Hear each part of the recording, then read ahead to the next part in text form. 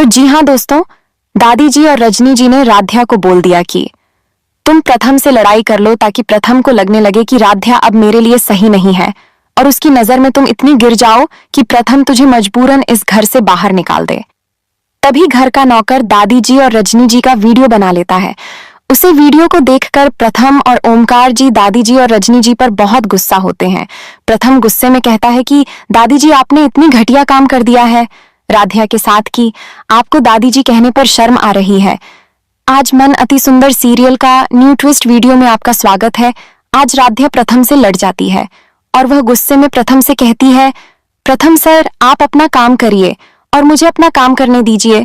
प्रथम गुस्से में कहता है, राध्या आखिर तुमको हो क्या गया है, तुम इतनी गुस्से में क्यों बात कर रही हो। राध्या कहती है, मैं गुस्से में क्या बात कर रही हूं, प्रथम सर आप खुद गुस्से में बात कर रहे हैं, आपको तमीज नहीं है बात करने का।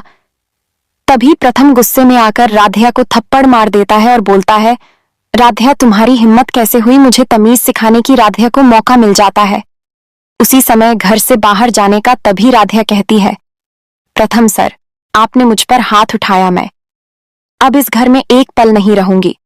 राध्या तुरंत अपना बैग पैक करने लगती है और प्रथम से कहती है कि प्रथम सर अब मैं इस घर में एक पल भी नहीं रहूंगी, मैं यह घर को छोड़कर हमेशा हमेशा के लिए जा रही हूं।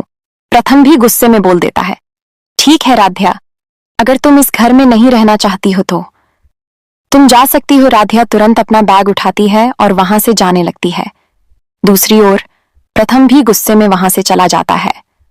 राध्या जैसे ही घर से बाहर निकलने वाली होती है तभी दादी जी और रजनी जी उसे रोक लेते हैं।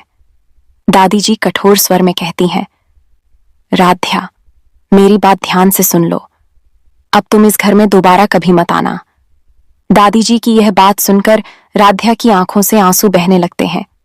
वह रोते हुए कहती है, आप लोगों ने मुझे एक बार भी नहीं बताया कि मेरी गलती क्या है, बिना किसी वजह के आप मुझे इस घर से निकाल रहे हैं। तभी दादी जी कहती हैं, तुम्हारी किस्मत ही खराब है राध्या, प्रथम तुम्हें पसंद नहीं करता, इसलिए हमने तुम्हें इस घर से बाहर जाने के लिए कहा है। यह सुनकर राध्या की नजर रजनी जी पर जाती है। वह भावुक होकर कहती है, माँ जी आप तो मेरी माँ जैसी हैं, क्या आप भी मुझे इस घर और मेरे पति से अलग करना चाहती हैं। रजनी जी शर्म और पछतावे से अपना सिर झुका लेती हैं। उनके पास राध्या के सवाल का कोई जवाब नहीं होता। राध्या समझ जाती है कि इस फैसले में दादी जी के साथ रजनी जी भी शामिल हैं। जाने से पहले राध्या आखिरी बार दादी जी और रजनी जी की ओर देखकर कहती हैं, मैं तो इस घर से चली जाऊंगी, लेकिन जो बड़ी मुसीबत इस घर पर मंडरा रही है वह कभी नहीं जाएगी। मुझे डर है कि इस मुसीबत की वजह से कहीं अहेम भैया खुद को कोई नुकसान न पहुंचा बैठे। राध्या की यह बात सुनकर रजनी जी और दादी जी एक पल के लिए सोच में पड़ जाती हैं। उनके चेहरों पर चिंता साफ दिखाई देने लगती है। इसके बाद राध्या अपने आंसुओं को संभालते हुए अपने गांव के लिए रवाना हो जाती है। इधर मित्तल परिवार में गहरा सनसनी छा जाता है। रजनी जी और दादी जी के चेहरों पर खामोशी और बेचैनी साफ दिखाई दे रही होती है, मानो राध्या की आखिरी बात उनके दिल में कहीं चुभ गई हो। तभी घर के सभी लोग हाल में इकट्ठा होते हैं। ओमकार जी कहते हैं, आखिर में राध्या इस घर को छोड़कर क्यों गई है। सभी लोग बिल्कुल शांत हो जाते हैं, कोई कुछ नहीं बोलता है। ओमकार जी प्रथम से कहते हैं, प्रथम आखिर तुमने राध्या से क्या बोल दिया कि राध्या इस घर छोड़कर चली गई। प्रथम भी अपना सीट झुका लेता है। ओमकार जी गुस्से में फूलदान हाथ में लेकर फर्श पर पटक देते हैं। वह चिल्लाते हुए कहते हैं, कोई कुछ मुझे बताएगा, आखिर राध्या इस घर से क्यों गई है। तभी केशव ओमकार जी से कहता है, साहब मैंने एक वीडियो रिकॉर्ड की है जिसमें साफ दिखाई दे रहा है कि दादी जी और रजनी जी राध्या को घर से बाहर निकालने की योजना बना रही थीं। यह कहकर वह वीडियो ओमकार जी को दिखाता है। वीडियो में दादी जी रजनी जी से कहती हुई नजर आती हैं, हम राध्या से कह देंगे कि वह प्रथम से इतना झगड़ा और लड़ाई करे कि वह प्रथम की नजरों में गिर जाए, ताकि प्रथम खुद उसे इस घर से बाहर निकाल दे। वीडियो देखते ही ओमकार जी का चेहरा गुस्से से लाल हो जाता है। उनकी आंखों में नाराजगी साफ झलकने लगती है। वह गुस्से भरी नजरों से दादी जी और रजनी जी की तरफ देखते हैं, जबकि कमरे में मौजूद सभी लोग हैरानी से एक दूसरे का चेहरा देखने लगते हैं। ओमकार जी गुस्से में कहते हैं, मां जी, रजनी, क्या यह सच है? क्या आप दोनों ने राध्या को इस घर से दूर करने के लिए इतनी बड़ी साजिश रची थी? दादी जी और रजनी जी एक दूसरे का चेहरा देखने लगती हैं। उनके पास कोई जवाब नहीं होता। उधर राध्या की आंखों से लगातार आंसू बह रहे होते हैं। उसे यकीन नहीं हो रहा होता कि आखिर उसकी बेगुनाही साबित हो चुकी है। तभी प्रथम आगे बढ़कर कहता है, राध्या, मुझे माफ कर दो। मैंने तुम्हारी बात पर भरोसा नहीं किया। मैंने तुम्हें गलत समझा। राध्या कुछ नहीं बोलती। वह सिर्फ चुपचाप खड़ी रहती है। यह देखकर प्रथम का दिल टूट जाता है। तभी ओमकार जी दादी जी से कहते हैं, आज आपने सिर्फ राध्या का नहीं, पूरे परिवार का विश्वास तोड़ा है। इतना सुनते ही दादी जी की आंखें झुक जाती हैं। लेकिन तभी कहानी में एक और बड़ा मोड़ आ जाता है। अचानक केशव कहता है, साहब, यह वीडियो पूरी सच्चाई नहीं है। मेरे पास एक और वीडियो भी है। यह सुनते ही सभी लोग चौंक जाते हैं। केशव दूसरा वीडियो चलाता है। वीडियो में कामिनी किसी अनजान व्यक्ति से फोन पर बात करती हुई दिखाई देती है। वह कह रही होती है, जैसे ही राध्या घर से बाहर जाएगी, मित्तल परिवार पूरी तरह टूट जाएगा। फिर कोई मुझे इस घर की बहू बनने से नहीं रोक पाएगा। ये सुनकर सभी के होश उड़ जाते हैं। एकता गुस्से में कहती है, तो यह सब कामिनी की चाल थी। कामिनी का चेहरा फक्क पड़ जाता। वह तुरंत सफाई देने की कोशिश करती। नहीं, ये झूठ है। मुझे फंसाया जा रहा है। ये कहानी है मीना नाम की एक लड़की की, जिसे फोटोग्राफी और वीडियोग्राफी का बहुत शौक था। अरे यार, इस दो कोड़ी के फोन से एक भी फोटो अच्छी नहीं आती है। तभी वहां मीना की माँ पल्लवी आती है। अरे बेटा पल्लवी, फोटो ही खींचती रहोगी या खाना भी खाओगी? अरे माँ, मैंने आपसे कितनी बार कहा है कि मुझे एक कैमरा दिलवा दो, लेकिन आप तो मेरी सुनने को ही तैयार नहीं है। बेटा, तेरा एक कैमरा का दाम भी तो 10 कैमरे के बराबर है। अरे माँ, आपकी एक ही तो बेटी है और आप उसे एक कैमरा नहीं दिलवा सकती हो। अगर आप मुझे कैमरा नहीं दिलवाओगी तो मैं खाना भी नहीं खाऊंगी। नाटक बंद कर, तेरी मनपसंद बिरयानी बनाई है मैंने। अच्छा, आज खा ले रही हूँ, लेकिन कल से नहीं खाऊंगी। हाँ, चल देखती हूँ कि तू अपनी बातों पर अमल करती है या नहीं। हाँ, देख लेना आप। पहले मैं जरा आज अपनी बिरयानी खा लूं। पगली। तो मीना डाइनिंग टेबल पर बैठती है और अपनी बिरयानी खाने लग जाती है। खैर, इसके कुछ दिन बाद एक दिन मीना के पापा ऑफिस से घर आते हैं। ले बेटा, तेरा बर्थडे गिफ्ट। अरे पापा, मुझे जो चाहिए वो तो आप मुझे देंगे नहीं, तो इसका क्या फायदा? अरे बेटा, मुझे मालूम है कि तुझे क्या चाहिए, लेकिन जरा इसे भी तो खोलकर देख ले एक बार। इसमें भी बहुत अच्छी चीज है। खोल ही लेती हूँ अब। इतने प्यार से जो लेकर आए हैं आप मेरे लिए। मीना गिफ्ट खोलती है तो देखती है कि उसमें कैमरा रखा हुआ है। ये देखकर मीना खुशी के मारे पागल हो जाती है। अजी, मैंने आपसे मना किया था ना कि इतना महंगा कैमरा अभी मत दिलाइए इसे। आप भी ना। अरे पल्लवी, तुम इतना टेंशन क्यों ले रही हो? अरे इसे फोटोग्राफी और वीडियोग्राफी का शौक है। अगर हम इसके शौक पूरे नहीं करेंगे तो कौन करेगा? Yes papa, you are the great. आप तो मुझे बहुत अच्छे से समझते हैं। उफ भगवान, ये दोनों बाप बेटी का क्या करूं मैं। हाँ माँ, आप बैठो, मैं पापा के लिए खाना लगाती हूँ। देखा, आपसे कैमरा मिल गया तो खाना भी लगा रही है अब। अरे कोई बात नहीं, अभी इतनी बड़ी बेटी भी नहीं हुई है हमारी, बच्ची ही तो है।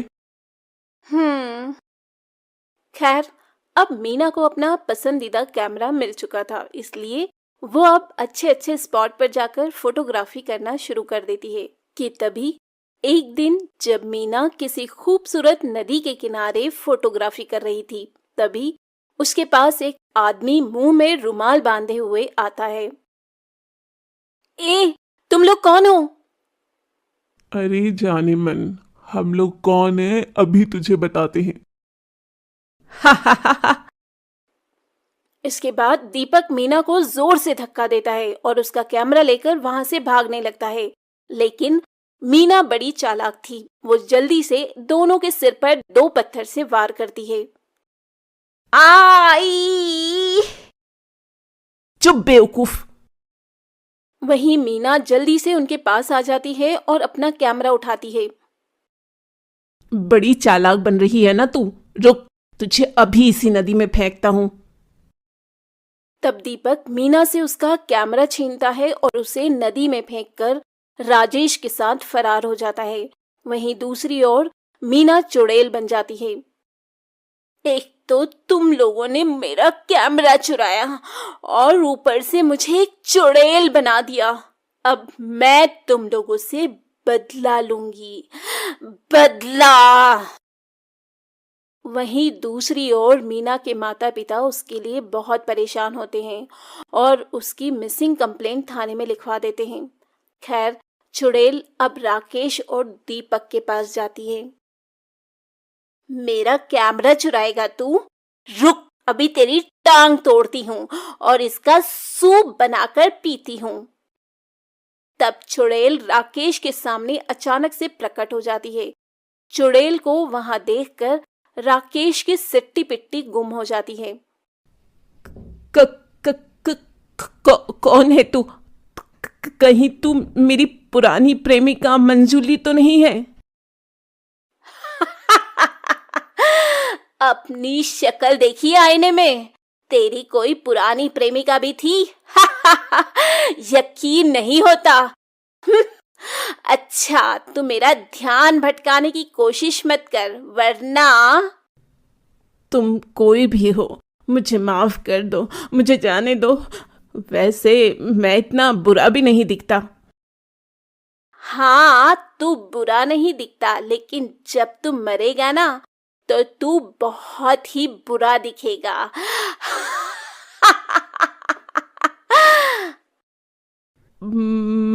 मरेगा मतलब? हाँ, अगर तू मरेगा नहीं तो मैं तेरे हाथ और पैर का सूप बनाकर कैसे पीऊंगी रे? नहीं नहीं, ऐसा मत करना। एक तो मेरा कैमरा चुराता है और मुझे मारता भी है और ऊपर से बोलता है कि तुझे ना मारूं। अच्छा, तो तू कैमरा वाली चुड़ैल है? हाँ। तब इसके बाद चुड़ैल राजेश के हाथ पैर तोड़ देती है और उसे मार डालती है। उसे मारने के बाद चुड़ैल वो कैमरा अपने हाथ में लेती है। रुक, ऐसे ही रहना, अब तेरी एक फोटो खींचती हूँ। और चुड़ैल अपने कैमरे से राजेश की लाश की फोटो खींचती है और बहुत खुश होती है। अगर मैं ना मरती ना तो बहुत अच्छी फोटोग्राफर बन जाती। वाह मीना, तेरी फोटोग्राफी का तो कोई जवाब नहीं। सोच रही हूँ, अब से मैं बुरे लोगों को ऐसे ही मारूंगी और उनकी ऐसे ही तस्वीर लूंगी। इसका मैं तो बड़ा मजा आने वाला है मीना। लेकिन दूसरा वाला आदमी कहाँ है? पहले तो उसे मारूंगी और सोच रही हूँ कि उसकी खोपड़ी का सूप बनाकर पीऊं। और चुड़ैल अब दीपक को ढूंढने लग जाती है। वहीं शाम को जब दीपक राजेश के पास आता है तो देखता है कि किसी ने राजेश को बहुत बुरी मौत मारा है। नहीं, कहीं ये काम उसी लड़की की आत्मा का तो नहीं है? मुझे भागना होगा यहाँ से। तभी वो वहां से भाग जाता। वहीं दूसरी ओर चुड़ैल एक आदमी की दुकान के पास जाती है। दरअसल वो आदमी मोहल्ले में बासी मिठाइयां बेचता था। इस आदमी की वजह से मेरा बहुत बुरा वाला पेट खराब हो गया था। इसे तो मारना ही पड़ेगा। खैर, वो आदमी अपनी दुकान बंद करके घर के लिए निकलने लगता है कि थोड़ी दूर आगे बढ़ने पर एक सुनसान गली में उसे चुड़ैल मिल जाती है। चुड़ैल? वो भी कैमरे वाली? आजकल चुड़ैलों के पास भी कैमरा होता है क्या? और क्या, हम लोग मॉडर्न जमाने के चुड़ैल हैं। हमारे पास सब कुछ होता है। अच्छी बात है, अच्छी बात है। लेकिन तुम्हें मुझसे क्या काम है?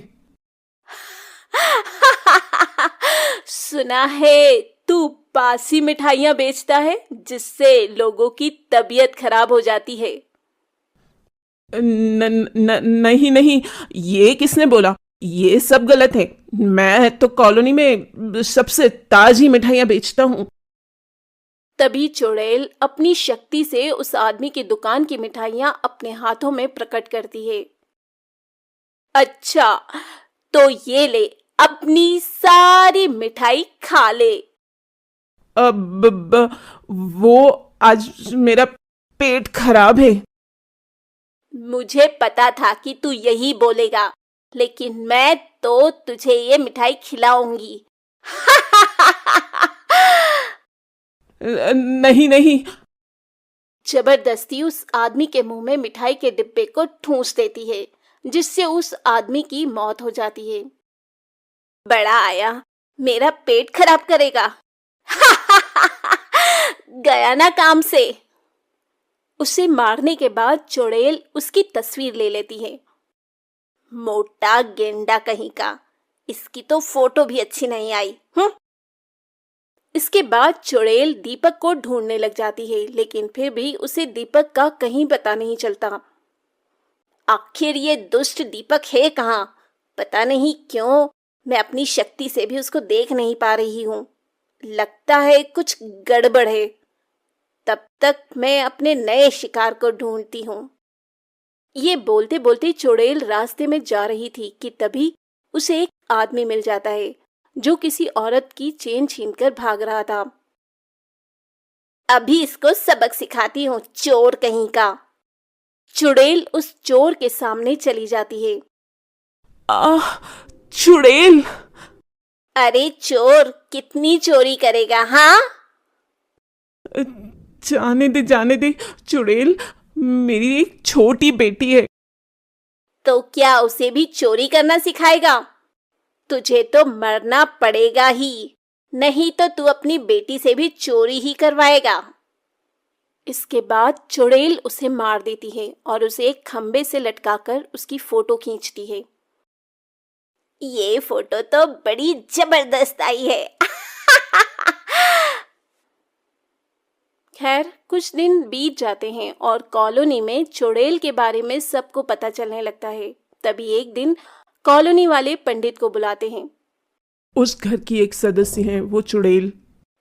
पंडित जी, ये तो मेरा घर है।